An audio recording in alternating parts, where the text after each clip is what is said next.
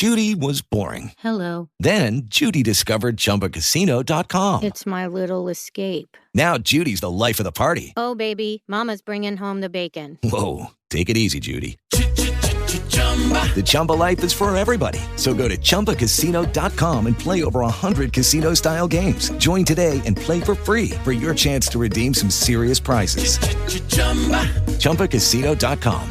No purchase necessary. Void where prohibited by law. 18 plus terms and conditions apply. See website for details. I know we can get really confused on the times that we all get together for these kind of Zoom chats. This is what we've been doing through the whole pandemic. And it's been really interesting, to say the least. We're up for the challenge though, aren't we? Oh yeah, always. So how have you been doing? You've been performing a lot during the pandemic. Have you been doing a lot of those Facebook Live kind of things? It's been challenging for artists in the UK. For travelling abroad, because the pandemic had a lot of borders closed, including to England, the United States, and also within the UK itself. We had 2, maybe 3 lockdowns, was it? And so live opportunities were very few and far between. I got into doing, I don't know if you can see, but my trusty Variax guitar there. I got into doing live streams from Facebook, and then StreamYard, I think it's called, which enable YouTube listeners. So I just got into the habit of doing that, very lo-fi, but at least a chance to play to an audience and talk to them. Got a Facebook group called Mick's Golden Gang, and that was where I played the live streams too. And I got over a few hundred followers during the pandemic, so that was good from nothing. And bit by bit, things opened up again. So last summer, I played 3 shows with my band, including a London show in August. And London was quite slow actually, because that had a bigger infection rate and all that for the pandemic. But we did play a London show last August with the band, and then this year. I was booked for a festival last month, the Minehead Victorian and Steampunk Festival. So I just did me and my guitar on that one. But it is starting to open up again. And during the pandemic, as I say, I was doing live streams and really just focusing more on my production work. Reaching out to sync agents in the States, Los Angeles. Mainly, so I've now got sync representation for my music in America, which is good because they can then go knocking on the double TV companies and film companies, and all I do is focus more on producing the music. Oh, cool. Yeah, because you get to a point where it's like, well, I don't think I'm going to be on like the stage all the time, but I like to do TV and film work, which there's a lot of that. There's so much content now, so you could really get out there and just add to a lot of these productions, which there's tons of work for those kind of musicians if you're into doing that. I mean, there was there's a lot of noise about Kate Bush recently running up that hill. And I've just come back from Spain, Bob, as I was telling you. Oh, cool. And we watched an episode of that with a Kate Bush song on it. What was the series called? Mysterious? It's called Stranger Things on Netflix here in the States. I don't know if you probably could get Netflix in the UK. I'm sure maybe their own version. But I was watching with a friend in Spain. It was Stranger Things, yeah. And it was like very teenagey and a lot of teenage angst in it. And, we're waiting for the Kate Bush theme to come on. And it came on. I'm not sure, but I think her music's Running at the Hills featured in every episode. Is that right? Yeah. It's really gotten a new life. It's really amazing. It's the gift that keeps on giving. That kind of thing has just been, how many decades old now, and just to see that, resurrection. Yeah, it's incredible. So I'm really pleased for Kate that's been a hit over in the States. And it just shows that music that can catch on via a TV program like that Yeah. can can have a new lease of life for a song. That song's, what was it, 30, 40 years old or something, running up there Yeah. now. Yeah. It made top 10 in America, but it didn't. She didn't have a huge following over there. It was, I think, number 2 over here in Right. England. But now she's got like a young following that's interested in her music and running up the hill. So it's not just a new lease of life for that one track, but a new lease of life for Kate Bush and her music. So that's that's the power of modern TV and its music. Yeah. And I think, Bob, there's whatever's happening in the live situation, the pandemic. There's always going to be a demand for content on TV. Yeah. Yeah. Yeah, with the streaming services too, you would think, well, many, many years ago, it was just like, the 3 big networks here in the States, and I'm sure, a few in the UK, but it's expanded with the streamers. And so that gives you so much more opportunity. And somebody like Kate Bush, and I remember her way back in college, back in the 80s for me. We were interested because Peter Gabriel put her on his So album. Yes, that's right. That's how we got to know about her. So yeah, don't give up. unbelievable. Yeah. Oh my Beautiful, God. beautiful song. Yeah. Just beautiful. And also, I don't know if you can see it on YouTube, but at that time they were doing a series of collaborations, Peter and Kate. And there's a British TV program which they just did together, and they're doing a sketch together. They're singing together. If you can look it up on Google or whatever, Peter Gabriel and Kate Bush TV show. It's just a lovely moment. I don't remember it first time round, but I checked it out. Someone sent me a link on YouTube, and there it was. Peter Gabriel and Kate Bush in a TV show together. Just and what a Renaissance guy. Having a cup of tea together or doing all that sort of stuff, and it was great. Yeah, really incredible. Yeah, I look forward to his new album. It's just wow, what an inspiration he is. I'm not, I talk about music. I'm not producing music, but wow, what an inspiration. You talk about like Peter Gabriel or David Bowie. These kind of guys were just such Renaissance guys. And personally, I think that was Peter's masterpiece, or one of them anyway. It was just so well worked. I've seen these documentaries about how the making of So, and Daniel Lanois, his producer. He's one of my favourite producers. I'd love to work with him one of these days. But what the two of them together was just such a good chemistry in the making of So, and it, for me, it stood the test of time, Bob. It's still there as an important piece of music. I interviewed one of the guys who worked on the horn section for Sledgehammer. His name's Mark Rivera. Oh yeah, I've known him for years. okay. And, he knew the minute they walked in and they were doing this arrangement, he was like, yeah, this is gonna skyrocket up the charts. Just one of those things you don't really know a lot of the times, as you probably know. It's like, I don't know if this is gonna go anywhere, but you just knew it. But I think it was the same guy. Peter wanted that horn section in because were they part of the Muscle Shoals or the Otis? He wanted something to do with Otis Redding. He wanted that Sledgehammer to be a tribute to Otis Redding, which I do with some of my tracks actually, just in going in a particular direction. And so he was thrilled to have these guys in there. Mm-hmm. Mark, I think Mark was on one of those documentaries about the making of So, and he was saying something like, I don't know who the hell this Peter Gabriel was, but he got into it once he was there, and then loved the experience, and like you say, knew this was going to be something really special once he became acquainted with who Peter Gabriel was.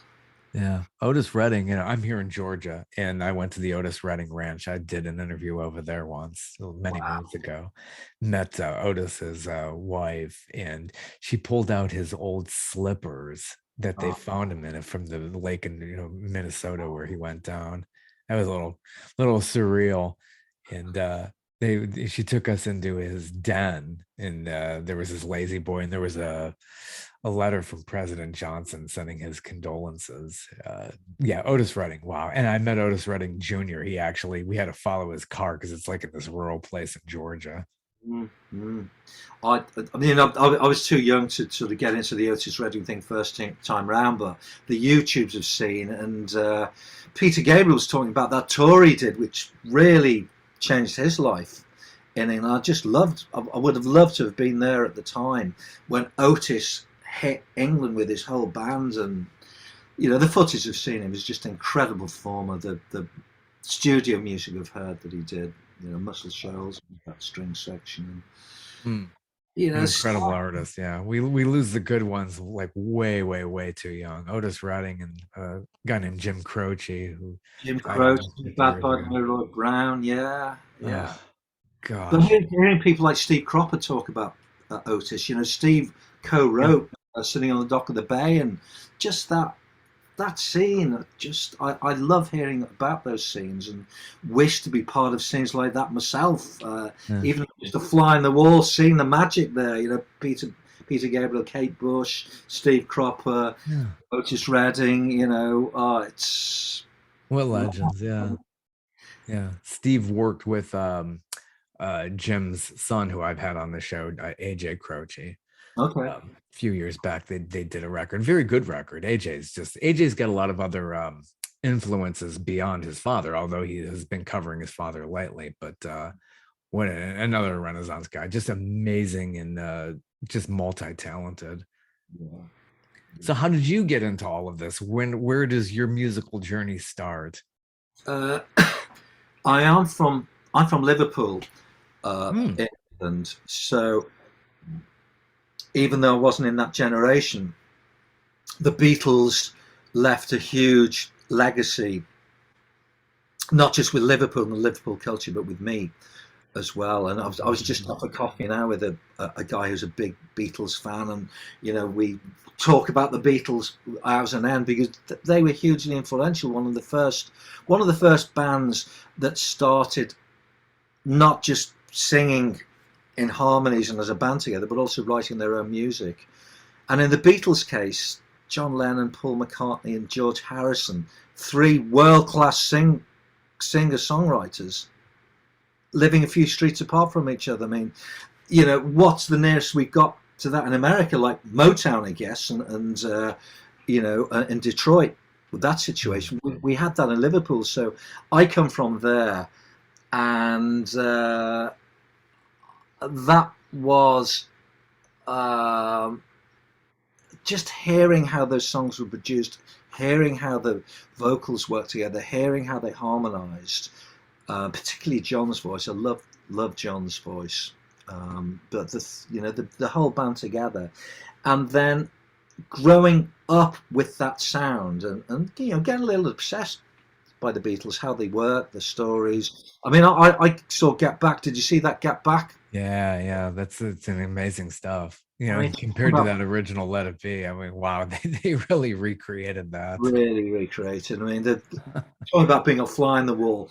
Wow. The people I've spoken to saw that it was like being a fly in the wall of this very important time in musical history where George was just leaving the band, and that was a huge influence for me. And I also got into the blues. I was learning guitar, listening off records, the old thing about slowing the records down and hearing what the guitar licks were doing and then speeding it up.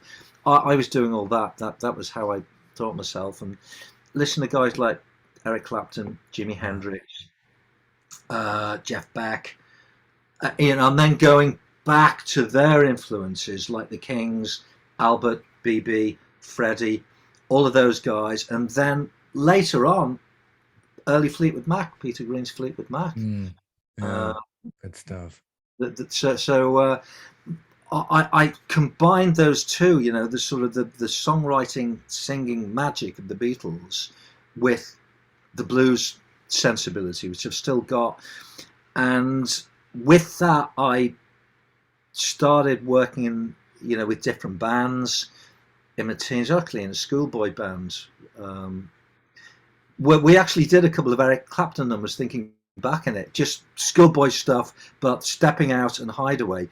We played that live I wish we had a tape of these days, which would just be curious to listen to. But the sound was like lo-fi. It was schoolboy.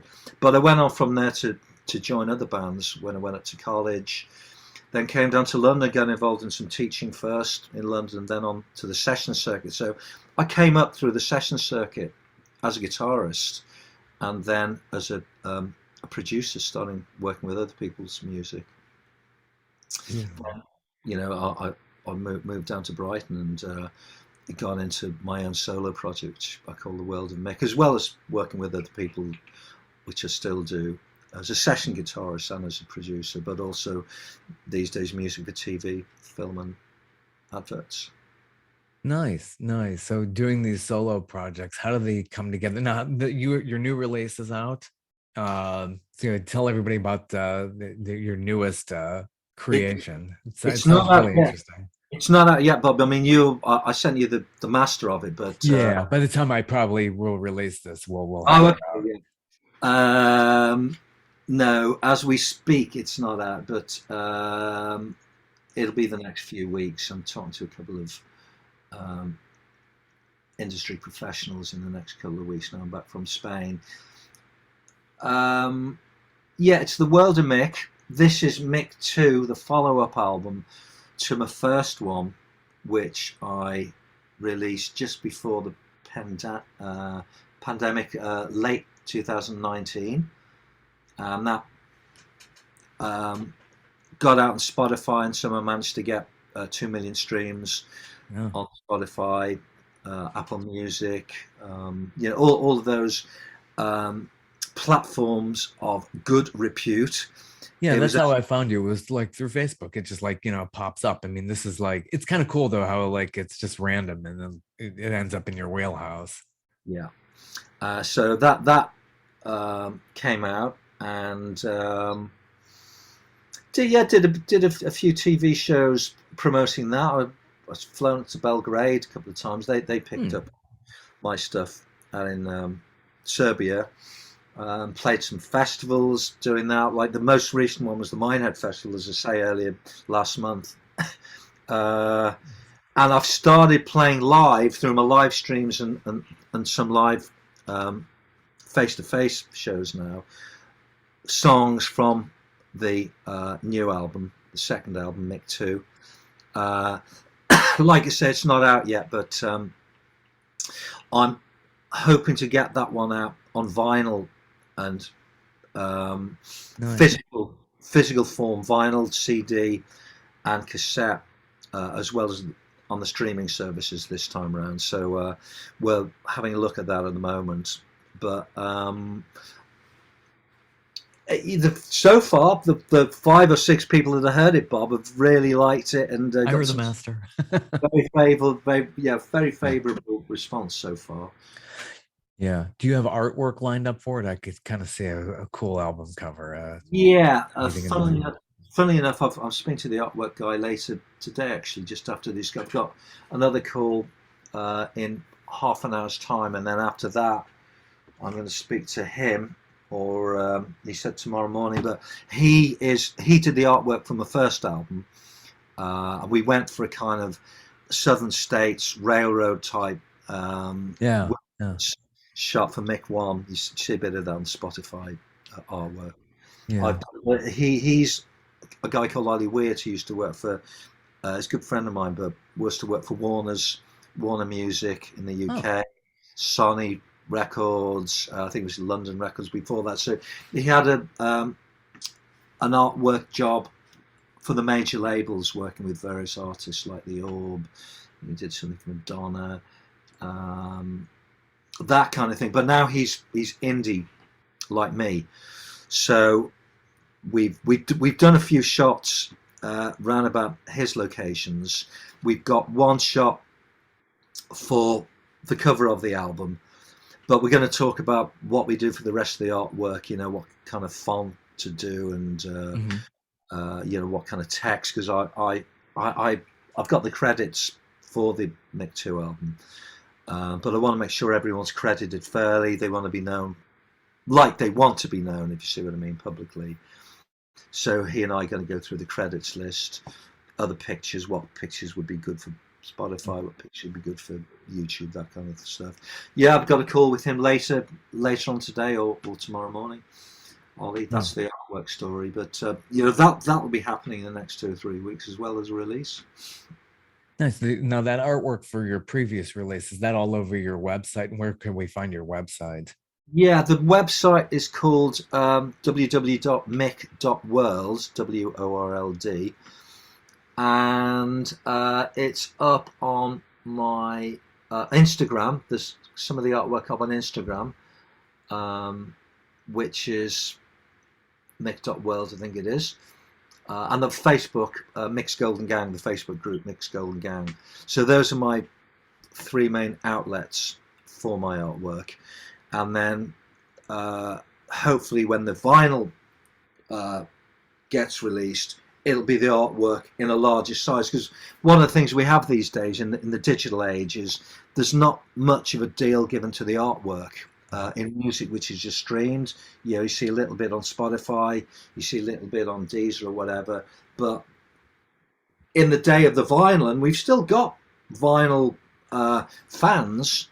Right. It's a real treat to get something on vinyl. I think so, Bob. I think it's a treat, and artists like me spend quite a bit of time, on the artwork, because it's an important part of the experience. I think, I don't know about you, but putting on a record, seeing it spin or whatever, and then having a look at the cover and saying, oh, okay, so-and-so played this, and we'll like that picture there. Yeah. It's more difficult to do on a stream. And when we had MP3s, there was no artwork at all. It was just here's an MP3, it plays. Yeah, it's nice that you could take it with you when it's in streaming form, MP3 and everything. But then again, you're missing that wonderful artwork. Remember in the 70s? I mean, yes, look at those album covers and Elton John's original releases. Yeah, Roger D. Oh you get these huge booklets. Remember Captain Fantastic? What an amazing album. Pink Floyd, the Hypnosis Pink Floyd albums. Incredible artwork, and I'm a musician, so I say music will stand the test of time. Peter Gabriel we were talking about, and Otis Redding, but I think artwork, good artwork, can stand the test of time as well, and we could still be talking about a Pink Floyd cover or an Elton John cover in 50 years' time. Well, maybe not you and me. We might be in someplace else then, Bob. But maybe the kids, the grandkids, if I have them. Yeah, that's great. You got a lot of good tracks on this new release. So what are your influences here? It seems like it feels very original. This is a really nice collection of songs. Yeah. I think there's of the contemporary artists, I like what Billie Eilish is doing. There's 1 or 2 dark songs on my album. I don't know whether you've heard Don't You Go It Alone, but that's sort of more on the spooky side of my music. Ed Sheeran, I like the way he just works one man and his guitar. Don't You Go Out Alone is a really good, and you have a stripped down version of that track too, which seems like it would be nice in a scary movie. Don't You Go Out Alone. Yeah. A couple of people have said that actually, but I had some people when I was making it questioning, well, why are you putting the same track on? Okay, round 2. Name something that's not boring. A laundry? Ooh, a book club. Computer solitaire, huh? Ah, sorry, we were looking for Chumba Casino. That's right, ChumbaCasino.com has over 100 casino-style games. Join today and play for free for your chance to redeem some serious prizes. ChumbaCasino.com. No purchase necessary. Void where prohibited by law. 18+ terms and conditions apply. See website for details. Judy was boring. Hello. Then Judy discovered ChumbaCasino.com. It's my little escape. Now Judy's the life of the party. Oh, baby, mama's bringing home the bacon. Whoa, take it easy, Judy. The Chumba life is for everybody. So go to ChumbaCasino.com and play over 100 casino-style games. Join today and play for free for your chance to redeem some serious prizes. ChumbaCasino.com. No purchase necessary. Void where prohibited by law. 18+ terms and conditions apply. See website for details. The same album, same song, and for me, it's not the same song really. It's the same lyrics, same melody, but I'm doing a different vocal, and for me, it's a different track. It's got a different feel to what the electronic studio multi-instrumental version is. So I've put 2 tracks in there called "Don't You Go It Alone," but you listen to bands like Pearl Jam, and they were quite often doing that. They do like a band version and then do an acoustic version, and I'm happy that there's both versions going on the album. Yeah, nothing wrong with that. I mean, and maybe people would do that like as a B-side if that were a single or a bonus track. So I'm used to that kind of thing. If you're going to hear a different version of the same song on the same release. Yeah. So there were a few questions asked when I was doing that, but that was my answer to it. I'm treating the tracks differently, different vocal and different feel. Same spooky lyrics, but you might get one, say it went on TV, you might get one person saying, "Oh, well, that'd be great for that scene, the acoustic version. I can't possibly hear the electronic version going in there," but might get someone else saying, "Oh, well, I really like that electronic version, but the acoustic version has too little on it, I want more of the band sound." So each to their own tastes, that's what I say. Oh, sure. Yeah. Absolutely. You have a kind of a comical track on there, Friday the 13th. Yeah. An accordion on that? Yes. Yeah. I mean, that was on the Mick I album. I made a protest song which was popular in America actually when I was playing over there. It was popular live, called All Quiet on the Eastern Frontier. And that one, All Quiet on Mick I, was about my experience living out in Pakistan and the whole sort of edge of terrorism and something just about to happen. There was that when me and Ron Magnus, the Grammy winner I was working with for a while, we were out there. We sensed that edginess and the sort of the whole drugs thing. It was the big heroin trade at the time, just on the border with Afghanistan. So it was all that. And with this one, Friday the 13th, was just a protest song about the ecology and how it's my message about how we need to look after the planet more and take care of our planet. It's our home. We live here. I'm just asking, please show someone more respect to the planet than we do, or some of us do. So that's what that song's about, Bob. And I wanted to do it in that sort of singer-songwriter protest format with just a minimum instrumentation rather than just the whole band doing it. Just me, my guitar, and an accordion. And you give the bass a bit of a workout on this release too. I think Gravity is one of these tracks that really features a really nice driven rhythm to it. Yes, yeah.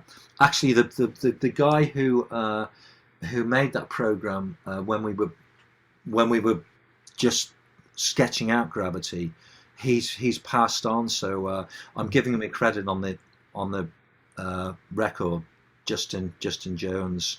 But he and I had some great moments together in the studio, and I'm really sorry that he's not around, not in this room anyway, Bob, but he's not around to listen to Gravity to the way it's come out, because I'm really proud of the way it has, and I want to give him credit for that. And I'm trying to remember. I played bass on a couple of tracks. I might have played bass myself on that one. It was either me or Justin who'd done the original bass. So do you have your favorite instrument in there? Something that maybe has been with you a long time, like Paul McCartney's Hofner. Do you have something like that in your collection?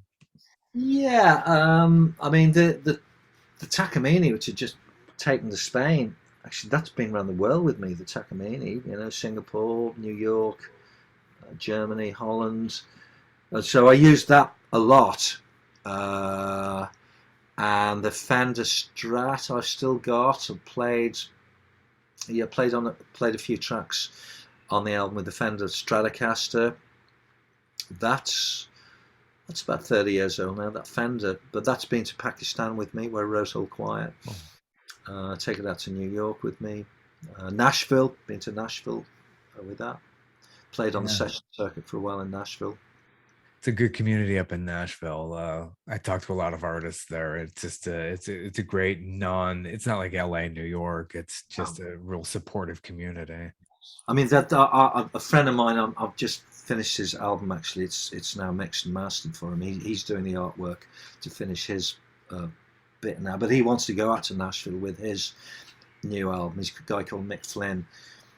He wants me to come with him. I don't know whether I can at the time, but he's never been before, so I was saying it's a great community, very supportive. The times I've been out there, I've been lucky enough to play on sessions and also to be in the round. You know, they have this in the round, these house concerts where there's people, you know, I was sitting next to Mel Tillis, who wrote Ruby Don't Take Your Love to Town, another times writer of Detroit City, and like, here's me coming over from England just doing my thing, and it's the same appreciation as the guy next to me who sold like 10 million more records than I have. It's just, it's a great leveler, the songwriter community in Nashville. I've never known anything as supportive as that where I've been, as in Nashville. Yeah, it kind of reminds me of when George Harrison was, I think he was jamming with Carl Perkins. There's some video of him doing that. It's like, this is so neat. I mean, here you are like on different parts of the globe and how you come together. And it's just so fascinating to hear how like Little Richard and these people inspired the Beatles. I mean, people who came, you know, from the States here, and, you know, it was like, oh yeah, they take their transistor radios and, you know, hide behind their parents and listen to something like Little Richard and Elvis, and like, bam, it just took this to a whole other level. Take a whole other level. But like when I was coming up as a guitarist, you know, like listen to Jimi Hendrix records, Eric Clapton records, Peter Green records, and Fleetwood Mac, and that's how the Beatles did it. You know, they'd be getting their music in, not online. You didn't have the internet in those days. You had records, vinyl coming in on the ships into Liverpool, and the Beatles would have their contacts to get it from the docks onto their record player. And then it'd be like Smokey Robinson and the Miracles. They idolized Smokey Robinson, you know. As it turns out, Smokey was very respectful to the Beatles as well, as he said. But Little Richard, Elvis was a huge influence before my time, but it was the same process of like learning from the recordings, hearing on the radio, hey, what's that? You know, I can still do that now. I can hear a good record on the radio and like be getting the goosebumps, just like I'm in the studio hearing a good mixer. Wow, that's a fantastic track. I want to hear more of that. I'll go out and buy it. I'll go and get it and then play it. Yeah. Coming off the ships, it's, you know, that the Beatles were learning Tamla Motown songs from those records coming off the ships. Mr. Postman, that was in this set. Twist and Shout, you know, the Isley Brothers. The Isleys were. I went to see the Isleys in London quite a while back, and they played Twist and Shout there, and Ernie, the guitarist, I think it was, or Ronnie, one of the two, said on stage, this is a song where we'd made it in America, put it on a record, and then I got this phone call from John Lennon. I thought, who's this guy? Because the Beatles weren't famous then. I would like to do your song. Can we do Twist and Shout? Sure, yeah, of course you can, yeah. And that was the story. The Beatles made it famous, probably gave it a new lease of life with just hearing it coming off on the ships or a bit of radio. You know, that can change people's lives. It's changed my life, hearing stuff on the radio. Yeah, those inspiring each other. That's really how it all works. And it's just fascinating to hear how they derive off of that and you create your own stuff. Yeah. It's a great feeling. You have one instrumental on this release. Oh, yeah. So was it just, you get to a point where it's like, I'm just done with the lyrics at the moment, or how do you get into just saying, I'm just going to dedicate this track to just being instrumental? Actually, there's two, Bob. I mean, there's one called Theme from Z Cars, okay, which is the last track on side one. What I've done is like sequenced the tracks as though it's side one and side two of an album. So the last track of side one is Theme from Z Cars, which is complete instrumental. There's no vocals on that at all.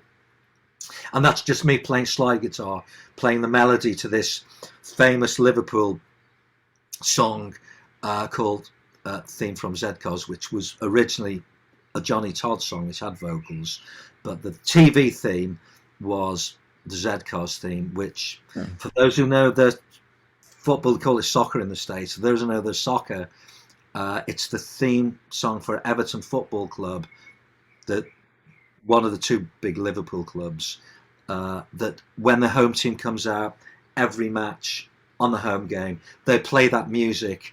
So I heard it and thought I'll do my own version of that, slide guitar version. So that's one thing from Zedcos, but the other one is called Really Miss You. Is that the one? Really Miss You, yes. That really stood out to me. I was like, this is, forgot about the theme songs. But yeah, that's Really Miss You, just really just very deep and emotional. I just was curious about the origins of that. Can I ask you first, before I start talking, what did it conjure up for you when you heard it? Did it make you think of a particular artist or band or? No, not anybody else, but just how nice and mellow it was. And then you have this tempo change and just, which I don't hear too much. And then you get a little, you have a little bit of bluesy vocal towards the end. But Yes. mainly this is where it's like 90% instrumental. Yeah. So that just really jumped out at me. I never heard anybody do something like that. I wanted it to be a tribute. With Lucky Land Slots, you can get lucky just about anywhere. Dearly beloved, we are gathered here today to... Has anyone seen the bride and groom? Sorry, we're here. We were getting lucky in the limo and we lost track of time. No, Lucky Land Casino, with cash prizes that add up quicker than a guest registry. In that case, I pronounce you lucky. Play for free at LuckyLandSlots.com. Daily bonuses are waiting. No purchase necessary. Void where prohibited by law. 18+. Terms and conditions apply. See website for details. Of a certain era, which had guitar instrumentals, because that's how I came up as lead guitarist with the blues, which featured the lead guitar, but also had a tempo change at the end. And I wanted the focus to be on the sound of that track as an instrumental, with a guitar playing the melody without a lead vocal, but with a tempo change. That kind of, it's like almost brings in a new song. It's part of the same song, but it is kind of a new song with that tempo change. So I've got a bit of vocal coming in. Really miss you, yes I miss you, doing that. That's the way I wanted the focus to be on that track. And I'm glad you picked up on that one, Bob, because again, it was a bit of a risk. Some people were saying, well, why are you putting on an instrumental track? You sing a songwriter, is that? And it's part of me. I'm a lead guitarist as well as singer-songwriter. John Mayer, look at him. He's a fabulous lead guitarist, but he's also a very well-known singer-songwriter. Yeah. And, hats off to John for doing what he does. Thanks, John. Oh, absolutely. Nobody would have ever thought that he would work with the Dead. It's just like, here's this huge uber pop star, but it's just really, whoever would have thought, or even a Bruce Hornsby, these people who had huge charting songs. Totally, yeah. So John's got that freedom of expression to do that, and he's also got his is it the John Mayer trio or quintet or something? But he's got a jazzier, bluesier thing that he does, and I think that one is just instrumentals. There's no songs in that one at all. It's really tough with lyrics. I mean, there's certain artists, like we talk about Billy Joel, who just he does all the lyrics and the music, and he's out of lyrics. He's like, I could do the music, but I'm sick of the lyrics. And there was just a special that Fareed Zakaria did on Billy Joel, and Fareed, and this was my favorite question. He asked Billy Joel, "Hey, why do you do lyrics?" He was like, "Well, because I got to sell records. The record company is looking for that. So it's about the sales. But honestly, it's the hardest thing to do. And then you got something like Sir Elton John, who has somebody do all of his lyrics. It's a tough thing. Do you find that to be difficult?" Yeah. To quote Peter Gabriel, actually, he said, if you've got something to say it loud. So with the lyrics, I won't say it unless I've got something to say. Each song has got its own statement to it. So like Really Miss You, I wanted the statement there to be something about a guitar that's electric guitarist that's playing the melody to that. But on other songs, say Don't You Go It Alone, you know, I want that to be said in a kind of spooky way from an experience I've had, you know, a bit of voodoo in it, the jungle wakes, you know, the atmosphere is black, all that kind of thing. I've had those kind of experiences. How do I put that into a song? I can make music for it, but I've also got some lyrics for it. That's the thing. So the lyric can help explain the song rather than just as a piece of music. And so it is with all my lyrics. You know, I know some guys that write poetry, and then other people help them turn that poetry into music. I mean, I've heard Bob Dylan's like that. He, you know, a lot of his songs start off as poetry, and then further down the line he'll add some melody and some musical arrangement to it. Oh yeah, without a doubt, a total modern day poet. It's that volume of work is truly astounding. Just when you think about his songbook, very, very deep. But yeah, one of my favorites is "To Make You Feel My Love." A zillion people have covered that. It's just a great song. I like your closing track, "Stroll On," and it's, to me, I feel like there's this late 60s, early 70s West Coast US vibe. Was that kind of like what was influencing you there? Yeah. Again, it was atmosphere. You know, it sounds like a breakup song, and in some ways it is, because, you know, like beauty's in the eye of the beholder, music is in the ear of the listener. But that was actually about a band splitting up, a band breakup we had, and it was like my message to the guy whose band it was, you know, like, stroll on, you know, you've been well worth knowing, and hear me well on the path you're treading. And so I wanted the references to be a bit like the references we had in that particular band that meant something to me, and probably something completely different to you or anyone else listening to it. But it was coming from that, and then I realised that, well, actually, this is a band's a bit like a marriage anyway, and, you know, when a band splits, a bit like a divorce. So it's like a breakup song, as well as a band splitting up song. And, so many can relate to that. Yeah, I'll tell you a story about that. Actually, I was telling, as I was re-recording some of the stuff for it, I actually dreamt that, you know, Paul McCartney dreamt Yesterday. That's a famous one. Yesterday. Scrambled eggs. Scrambled. I actually dreamt the guitar part in my head. I was like, and it took me a whole day after that. Luckily, I could, like Paul did, remember what the tune was, and it took me probably just over a day, but a whole day to work out what the tuning of that guitar riff is, to be able to play it. And I did it in the end, but it's not a normal type of tuning. I mean, Joni Mitchell's famous, you know, she I think she's underrated as a guitarist, as well as a massive songwriter, singer that she is. The guitar tuning she used, it's easy, Bob, to say I'm the first person that's ever done that tuning, because there's always someone else coming along and say, well, actually, no, this tuning was on the record 40 years ago by Joni Mitchell or someone else. But all I know is I've never heard that tuning before in my musical experience, and I dreamt it and managed to get that down on the guitar tuning, and then put it to tape when I wrote Stroll On. That was the start of Stroll On, just hearing that tuning in my head.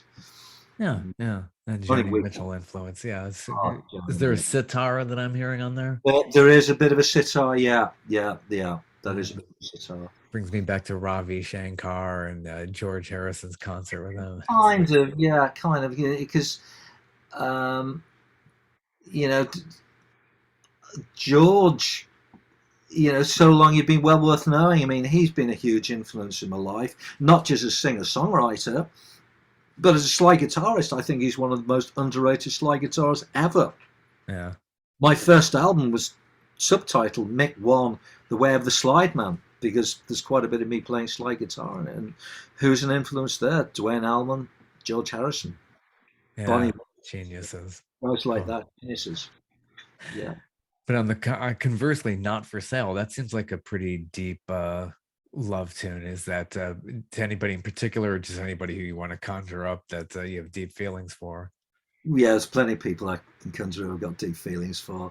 I mean, Mick I was actually quite a bit about breakup and falling in love. This one, Mick II's, more a few references, to the subject of love, breakup, makeup, finding love. But there's more subjects I'm talking about, singing about on Mick II than there is on Mick I. Love Is Not For Sale. I mean, that's a co-write.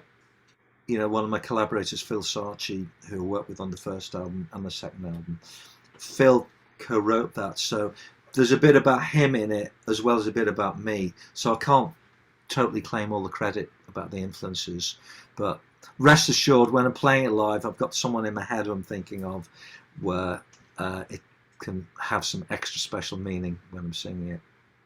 Excellent. Well, thank you so much for speaking with me. We'll have this out when your release comes out. So when do you expect this to be released? Well, 1st of July today. It could be. I've got a couple of calls coming up. I'm seeing a label guy in London next week, I think it is. He's been offline, he was saying, so he hasn't been able to listen like you have to the masters while he was offline. So when he gets back online again, he'll listen to them. But I won't be releasing anything in the next week, but it could be in 2 to 3 weeks' time.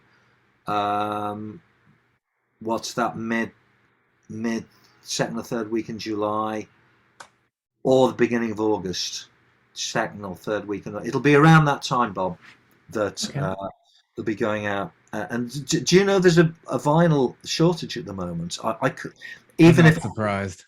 Yeah, this label guy was telling me, because some of his bands on the major label, and they've got to wait 6 months to get the stuff out on vinyl.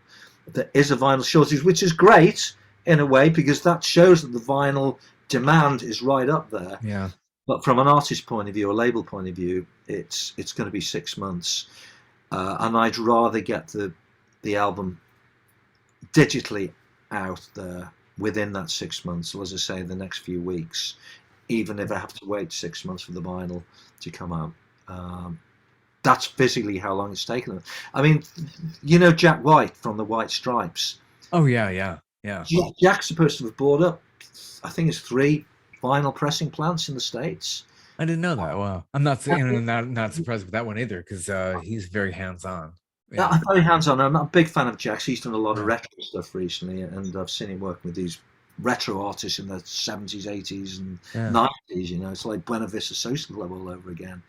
But he's a big fan of vinyl as well. And even with him doing that, and I don't know who else is having a go with the vinyl, there's still a shortage.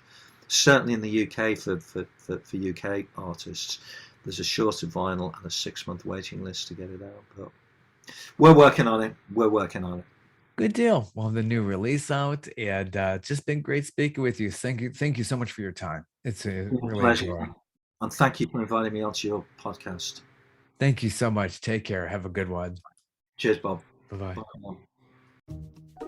Wells Fargo presents one of the surest ways to grow your money. A Wells Fargo CD account, where you can earn a 5.00% annual percentage yield on an 11-month term with a minimum opening deposit of $5,000. Visit a Wells Fargo branch or wellsfargo.com/CD rates to open a CD account and start growing your savings with us. Wells Fargo Bank, N.A., member FDIC.